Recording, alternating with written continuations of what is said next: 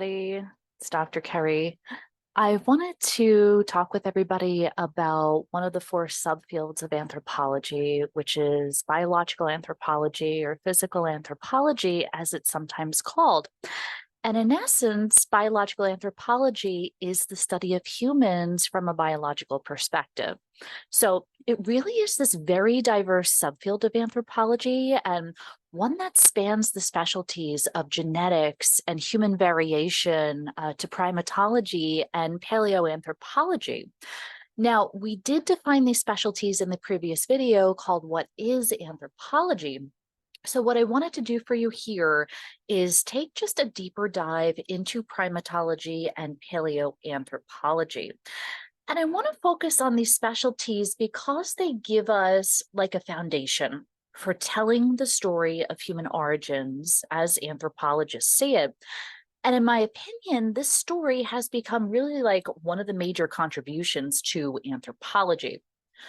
So by definition, evolution refers to like the transformation of species, that species arise from others through this long and gradual process. Well, you've probably heard of Charles Darwin before. He became one of the best known scholars of evolution. But what some people don't realize actually is that he wasn't the first. So his work was influenced by his grandfather, Erasmus Darwin, and also another geologist, a geologist by the name of Sir Charles Lyell. But the concept of natural selection, that actually was something that was a Darwin original. So natural selection is this process by which the most fit life forms survive and reproduce in greater numbers than others. And it's like this process that leads to a result. So it typically operates when there's competition for food, for resources, for space. And one example that we see this very clearly in is giraffes. So there's bound to be variation in giraffe neck lengths within, say, a given group. But when there's pressure on food, giraffes who have longer necks, they're at an advantage because they're the only ones who can access foliage that's, really high up. So long-necked giraffes may survive and they may reproduce more, efficiently, more effectively than those with shorter necks, even if only slightly. So that over a long period of time, giraffes who have longer necks may actually be more likely to transmit genetic material to future generations compared to giraffes who have those shorter necks. Now, when humans are compared to other animals, we're very unique. So we've adapted both culturally and biologically to various environments and stresses around the world.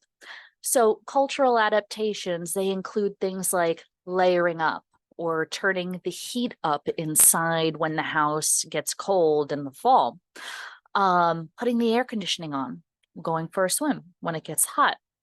And we also can biologically respond to these situations as well, of course. Sweating, sweating cools the skin and it reduces the temperature of subsurface blood vessels. But, for me, and maybe speaking personally a bit, one of the most fascinating contributions of anthropology is the story of human origin. So this is the work primarily of who we call paleoanthropologists. They are a part of biological anthropology, but they're a specialty within that subfield. And their work really involves piecing together clues from the fossilized remains of hominins to construct the origin of the human lineage, essentially.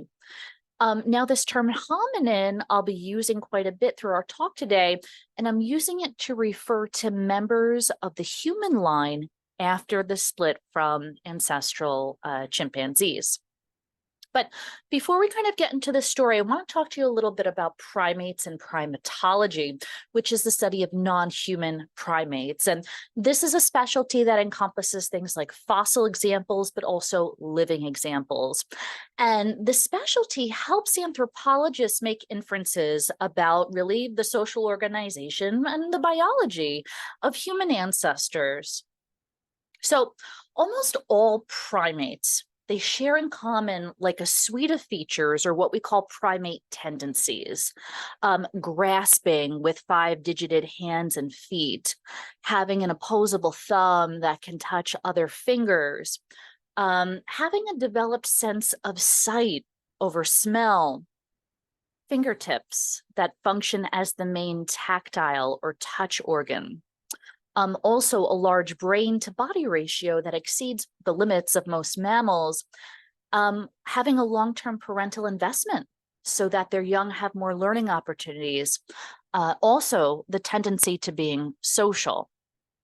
So humans are considered primates, and we're very closely related to other primate species, especially the great apes, which include chimps, bonobos, gorillas, orangs too.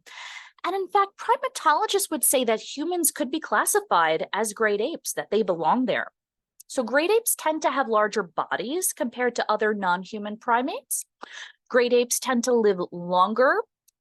They typically have what's called a longer interval between infant births.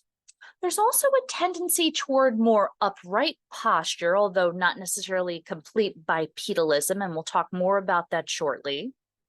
The brain of great apes is larger than in other non-human primates. Their face tends to be shorter, and they have no tails. There was this really fascinating study that I just read recently, actually. It was published in 2013 by Zana Clay and Franz de Waal, and it was titled Development of Socio-Emotional Competence in Bonobos. And what they did was discover how young bonobos were actually able to regulate their own emotions. They developed friendships, and they had concern for others. They even consoled others. And the other interesting thing is that they discovered that bonobos who were reared by their mothers, so that had a mother present for upbringing, they actually tended to be a little bit better at this than those bonobos who were orphaned. Fascinating to me, because these are markers of social and emotional intelligence that have really shown up in the human lineage. In modern Western society, though, it seems like we're forgetting some of this, like how to regulate our own emotions. This is like a very critical form of self-care. Also, how to genuinely, show empathy for others. So it's almost as if society has placed less emphasis on this over the last, say, half century. Emotional and social intelligence appears to be wired directly into great apes. But it's almost like contemporary Western society has undergone this editing process that devalues what seems to be this, almost very primordial trait, and one that's crucial to our well-being as individuals, but also to the collective well-being of the groups that, we engage with.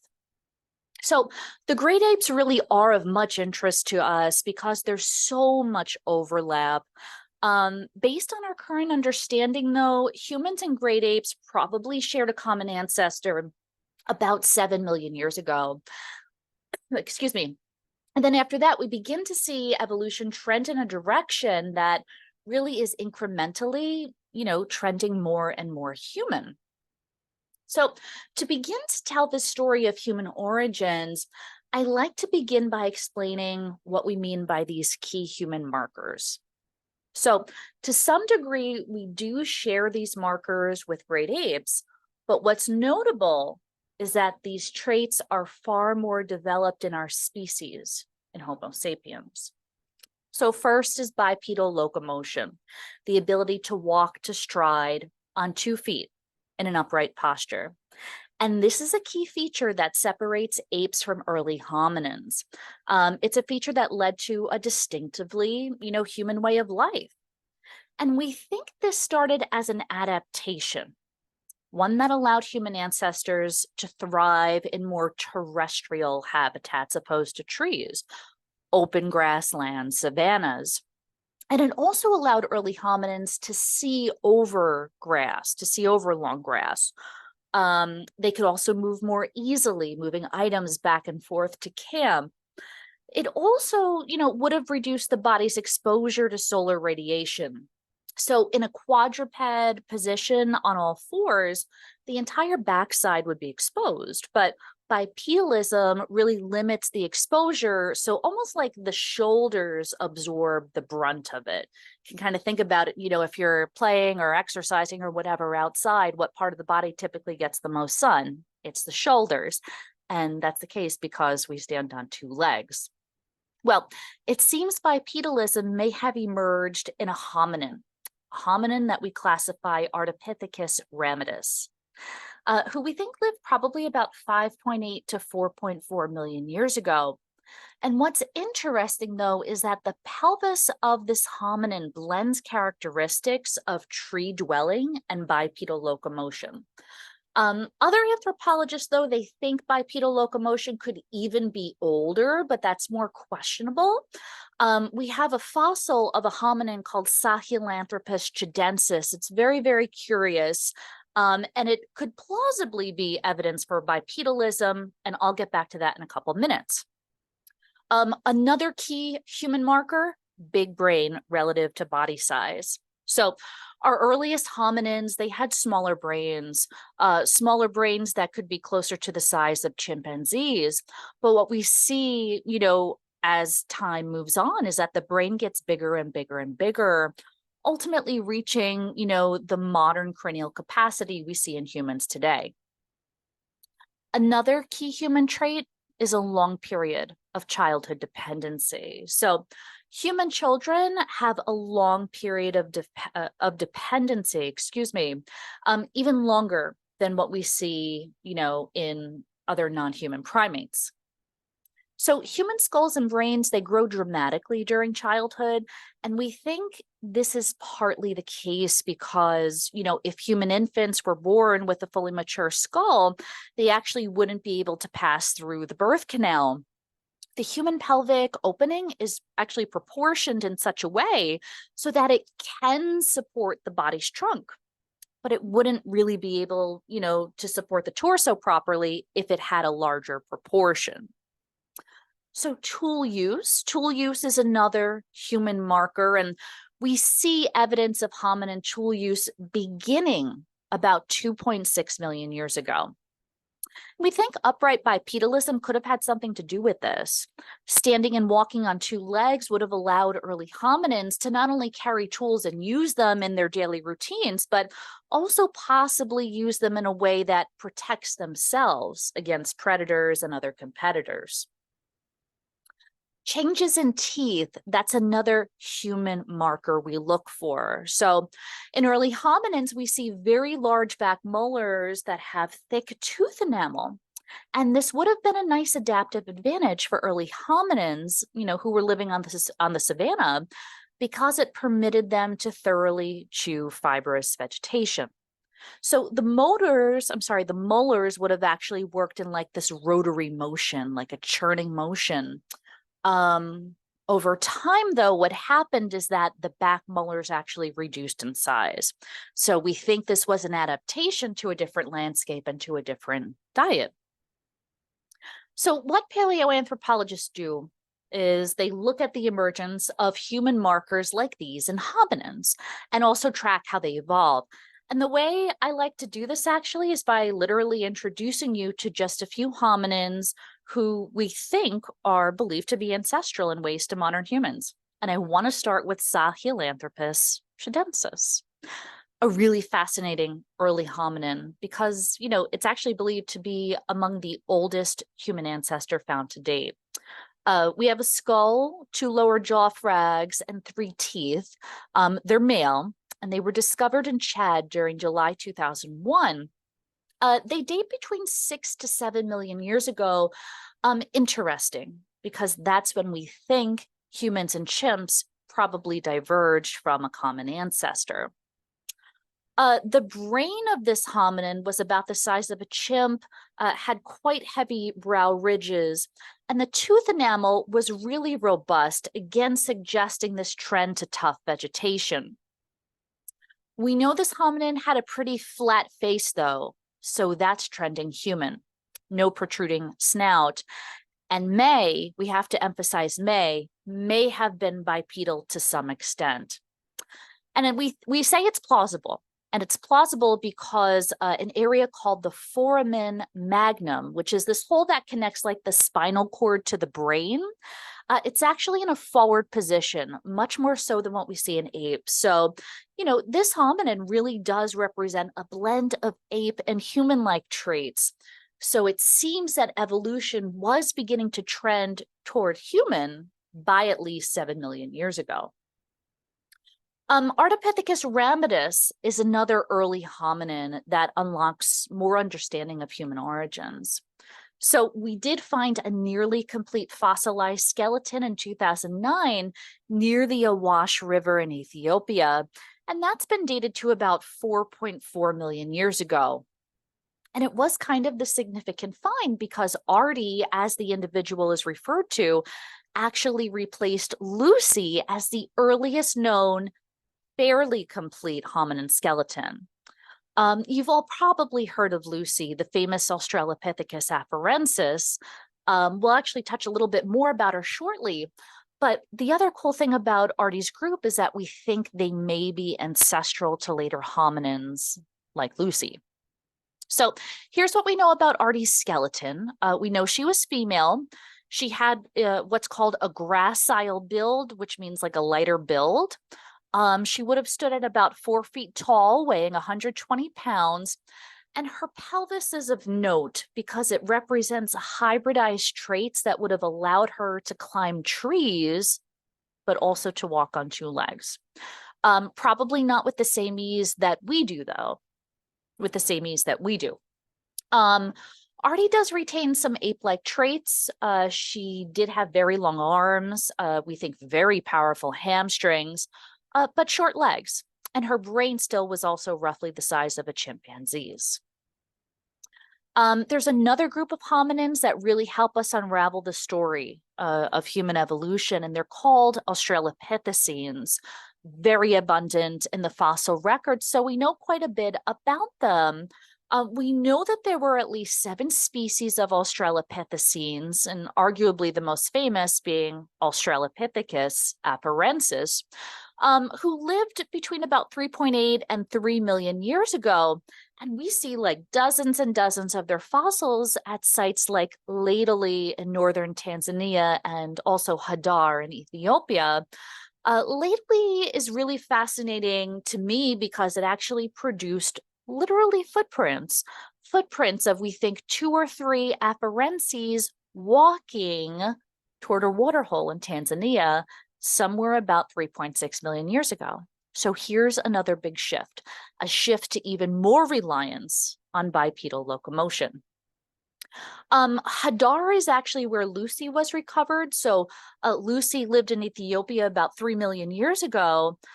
Also found in the vicinity of Lucy is another afarensis skeleton, sometimes called Lucy's baby, even though it wasn't her baby. The child actually lived about 100,000 years before Lucy.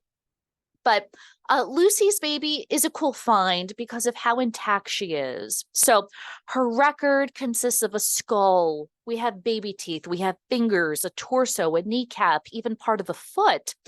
We know she was about 3 when she died. And what we've been learning is that the skull and upper body kind of retain these ape-like characteristics. So we think they probably climbed a lot, but the lower body has legit all of the signs we would look for when we're looking for bipedalism. So the lower body is trending human. The rest of the body is still retaining these archaic ape-like, characteristics. Their teeth are pretty thick to accommodate, the chewing of the tougher plants. The brain size was just a little bit bigger than a chimp's. So it's expanding a little bit more, but still less than modern humans. We do think young Australopithecines probably would have depended on their parents and kin, and that would have provided, a chance for young to observe, to learn, and to grow socially and emotionally. One other Australopithecine worth mentioning here, and that's Australopithecus gari. Gari might represent a link between Australopithecines and the genus Homo. What's interesting is that Gari appears to be using stone tools about 2.6 million years ago in Ethiopia. So this could be the earliest evidence of hominin tool use on record, and they were probably used to butcher horses and antelopes, which were found nearby. So we see this trend toward more animal protein, and this is a shift away from fibrous vegetation. So these very early stone tool technologies seem to be an adaptation that would have helped Gari exploit a wider range of resources of protein, in perhaps a changing or a new habitat. Now, about 2.5 million years ago, we see what could be the earliest but fragmentary evidence for the genus Homo. The find comes from Kenya, and we have just a skull fragment. But generally, what we see in the genus Homo is an exponential capacity for culture. And we do see this in the earliest members of the genus, in Homo erectus, and in Homo habilis, of course, too.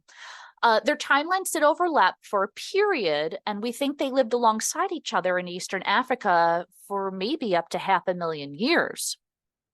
So here's a little bit about what we know about the early Homo genus. So Homo habilis enters the picture somewhere around 2.3 million years ago, and we think they produce the world's earliest, most obvious stone tool industry. We call them Oldowan tools. A lot of them were made from stones called chert and basalt, but the majority of the Oldowan toolkit was sharp stone flakes that actually would have been struck off a core that would have been like the size of a fist or a tennis ball. But the flakes that were struck off would have been so helpful for cutting, for dressing game. And even the cores themselves, too, could be transformed into tools, choppers for, smashing or chopping or breaking animal bone to extract a very nutritious marrow. Now, going back to some of the more physical traits of habilis, very ape-like. The arms were very ape-like, very long, so still suggesting, that at least they occasionally spent time in trees. Now, Homo erectus, we think, lived beginning about 1.9 million years ago and seems to have had a really large brain, so double that of Australopithecines. What's crucial here, though, is that areas of the brain that control higher mental functions, they become enlarged in Homo erectus, and this probably permitted erectus to hunt, to gather, to make tools, and to eventually displace any other competing hominins. What's also fascinating about Homo erectus is their sophisticated toolkit. We call these Acheulean tools. The oldest examples have been identified in Kenya, and they're about 1.76 million years old. They're different than Oldowan tools. The edges of Acheulean tools are sharper, they're straighter, they're more uniform, they're more symmetrical. We're seeing a variety of forms too, and this is key because it suggests that special tools had special jobs to expedite hunting, gathering, woodworking, chopping, picking, digging, even very fine work. And we can imagine some of these tools were also probably useful for protecting themselves as well. One of the more common forms we see is the teardrop-shaped hand axe. And this style was actually produced by Homo erectus time and time again. And it's actually a really important observation because it tells us that the toolmaker worked from a predetermined cognitive template. So this is a big leap, actually, from earlier hominins. So Homo erectus relied more and more and more on tools. And we actually see changes in their dentition probably because of this. So processing food with tools means that a lot of the work is done before it gets to your mouth. So you're putting a lot less stress on the teeth, on the jaw, on those muscle attachments. And natural selection began to operate against large teeth with thick enamel because they just weren't needed. So the back teeth of erectus are smaller compared to earlier hominins. The front teeth actually get bigger. They use their front teeth as tools for pulling things, twisting things, even like holding or gripping. The other thing about erectus, and this is key, is that they're considered the first hominin to leave Africa. So their range ultimately extended into Europe and Asia. And just one example is the Dmanisi finding, and that actually documents erectus in the former Soviet Republic of Georgia by about 1.7 million years ago. Other sites in Indonesia, China, even Rome, Italy, they've also produced Homo erectus fossils. So this ability to adapt to diverse climates is actually a very significant milestone. One feature, though, that facilitated the spread of erectus throughout Eurasia was their very long legs relative to body size. So the body of erectus was looking less and less ape, more like something that we would recognize today probably in the human lineage, just maybe a bit more on the robust end of the spectrum. Their brow ridge would have been heavier. Their skull would have been thicker maybe than humans today. Pyrotechnology. This is another key adaptive strategy used by erectus, and this really is crucial. We have some evidence that fire was being used about 1.5 million years ago. Much more definitive evidence comes up about 800,000 years ago, and that's coming from Israel. And by about 400,000 years ago, pyrotechnology is just widespread across Africa, the Middle East, Europe, and Asia. There was this interesting paper by Catherine MacDonald and colleagues titled Middle Pleistocene Fire Use, came out in 2021, and it actually proposes that pyrotechnology spread through the process of cultural diffusion, perhaps actually one of the first instances of cultural diffusion that we're able to see. And this really is key, and it's key because it suggests that hominins like Homo erectus were probably friendly toward each other, or at least tolerant of each other, friendly enough to spread this technology throughout the old world in a relatively short period of time. So the willingness to share ideas with others is a behavior that trends human. But fire was revolutionary. It permitted occupation of caves. It provided light in darkness, warmth in cold. It could even transform landscapes, allowing Homo erectus greater leverage over their habitat. And it also would have facilitated food processing. Food is more tender when it's cooked. So cooking food over fire would have been helpful in terms of that, but also helpful in terms of, killing harmful pathogens as well. Now, it has been speculated that erectus may have had some capacity for language, but this is speculative today.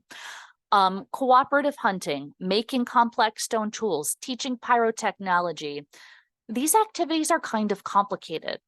Some say too complicated to go without language, which would have helped with coordination and passing on traditions too. There is a smattering of other curious sites, mostly in Europe, because that just happens to be where a lot of the work has been centered, but some curious sites that give us a glimpse of this special moment in evolution. So this moment between erectus and the dawn of Homo sapiens. We have a site called Grandolina in Spain. It produced 780,000-year-old remains that have been classified as Homo antecessor. This was probably a common ancestor of Neanderthals and humans. We have another site near Heidelberg, Germany, a very large jaw fragment classified as Homo heidelbergensis. That's been dated to about 500,000 years ago. We're also finding stone tools on the order of about 700,000 years on England's Suffolk coast. And another fascinating site in France called Terra Amata has been dated to about 300,000 years ago. And here, archaeologists actually identified coprolites, which is fossilized excrement. And the coprolites actually contained pollen from flowers, flowers that only bloom in late spring. So this is cool because it gives us a glimpse at seasonal diet. We know they also ate juvenile elephants. They ate deer, mountain goats, wild boar, turtles, birds, fish. So very diverse diet. And they also lived inside huts, huts made of saplings that had hearths. So just so fascinating. So 300,000 years ago, we have evidence of what are probably archaic humans living a lifestyle that most humans participated in up until the agricultural revolution 10 to 12,000 years ago. So, what are called these archaic Homo sapiens? They encompass the earliest members of our species. They would have looked quite human, but still retain just a few little archaic features that would have set them apart from anatomically modern humans. So, fossil evidence is suggesting that archaic Homo sapiens emerged in Africa sometime around 300,000 years ago and may have descended from Homo erectus. So, archaic Homo sapiens also include Neanderthals. Neanderthals are an important piece of the puzzle. They existed about 130 to 28,000 years ago. First discovered in Germany in 1856, and we've learned quite a bit about them. So their range actually extended from Europe to the Middle East. We know that they encountered extreme cold in the winter because they wore clothing. We also think they may have intentionally buried their dead. Shanidar Cave in Iraq is a famous Neanderthal burial site.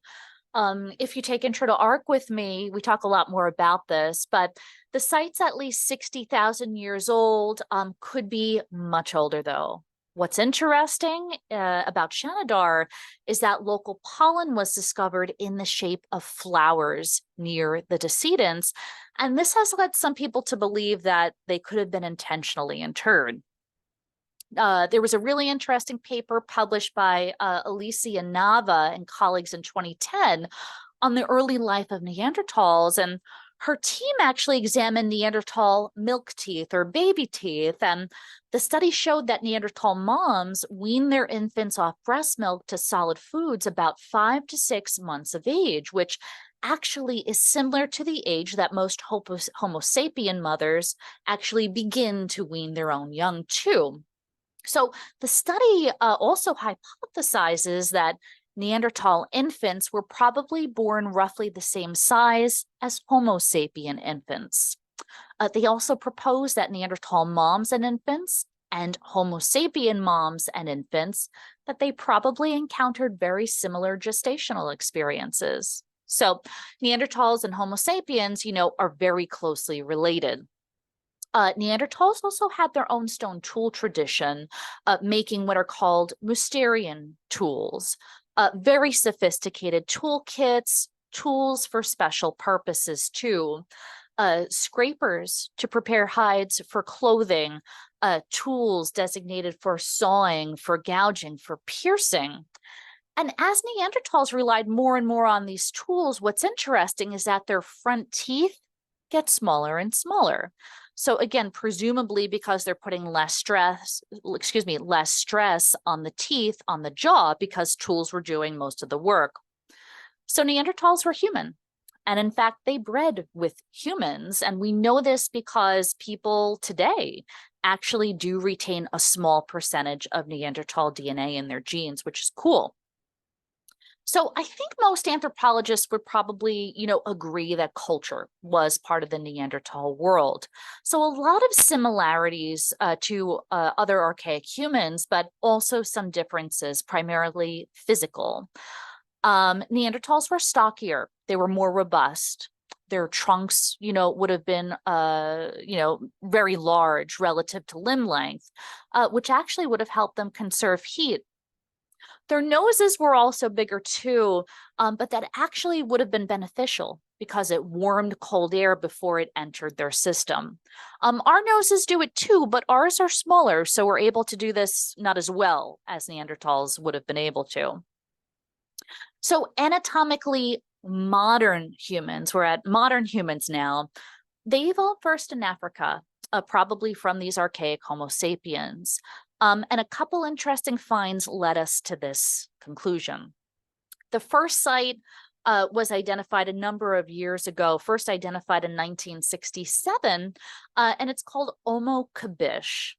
Kabish is located in southwestern Ethiopia, and here Richard Leakey and his team identified what was thought to be, at that time, the oldest anatomically modern human specimens. And we thought this was the oldest example until just a couple of years ago, actually.